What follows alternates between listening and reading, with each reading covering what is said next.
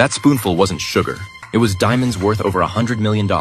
Every single one of them was stored in the vault of London Diamond Exchange, the world's largest diamond supplier, totaling nearly 2 tons. And now, a janitor had his eye on them. Mike had been mopping floors at this company for 15 years. With retirement just around the corner, he wasn't about to walk away empty-handed. He planned to secure his future on his own terms. A handful of diamonds here and there? That wasn't going to cut it. Mike was thinking big. He wanted it all. But he knew a job this massive was impossible to pull off alone, so he started looking for allies. His attention turned to Laura, the only female supervisor in the company. In 1960s London, nearly every industry was dominated by men. No matter how talented a woman was, climbing the corporate ladder was almost out of the question. Laura's dream was to become a branch manager. Yet among the 1,000-plus branches of London Diamond Exchange, not a single one had ever been led by a woman. That very morning, during a company meeting, the new list of branch managers was announced. The promotion went to a man whose skills and track record were clearly inferior to Laura's. She quietly returned to her seat and wrote on a small card, "Don't give up. Keep pushing. You'll make it." What she didn't realize was that in a system rigged against her, no amount of early mornings and late nights would ever pay off. She was just paving the road for someone else. The next day, Laura noticed something new on her card. Someone had added, "No, you won't." Tucked beside it was a movie ticket. Curious? She showed up at the theater at the time printed on the stub.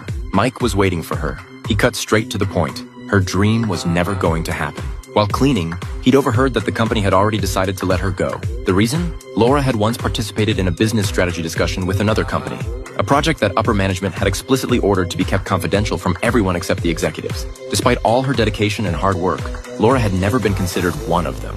But it got worse. To make sure she'd never have the chance to leak any secrets, the chairman had issued a blacklist order. Any company doing business with London Diamond Exchange was forbidden from hiring her. It was a ruthless move that effectively killed her career. When Laura learned all this, she sought Mike out herself. "I can tell you're not just some janitor," she said.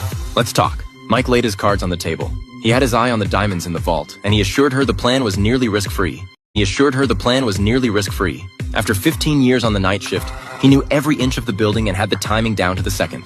All he had to do was show up for work as usual, and he'd have his window. Every night at 9, the building was locked up, 10 solid hours with no one around. The vault was on the basement level, guarded by just 2 men, with a single elevator as the only way in or out. Mike typically started cleaning on the 4th floor each night, where he was left completely alone. Security made rounds once an hour.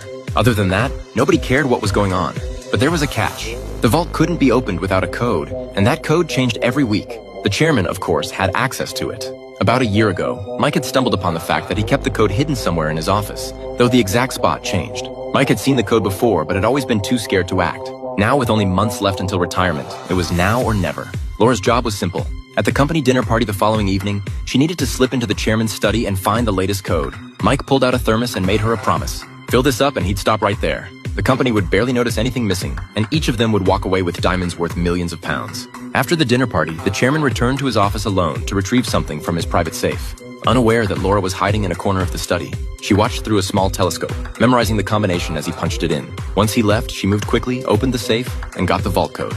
Just as she and Mike were ready to move forward, something unexpected happened. The company installed round-the-clock surveillance, monitored 24 hours a day. Fortunately, the technology still had its flaws. For starters, the system couldn't record footage. There was no way to review it later. Of the 8 cameras, only 4 feeds could be displayed at once, and each image cycled every 15 seconds. That meant, at best, there was a 60-second blind spot in front of the vault. It was going to be tight. On the night of the heist, while cleaning the surveillance room, Mike carefully studied the rotation pattern, then made his move during a gap. He was a little slow opening the door. Nerves got to him, but luckily the guard was too busy eating fried chicken to notice. Then Laura called in with a distracting phone call, buying him a few more precious seconds. Finally, Mike wheeled his card into the vault. Mountains of glittering diamonds lay before him. He could barely contain his excitement. The next morning, panicked executives rushed a group of managers down to the vault. What they saw left them speechless. 2 tons of diamonds had vanished into thin air. Laura thought to herself, "This is what you meant by just one thermos, Mike?" Even more baffling, there was no way that little cart could hold all those diamonds, let alone get them out of the building.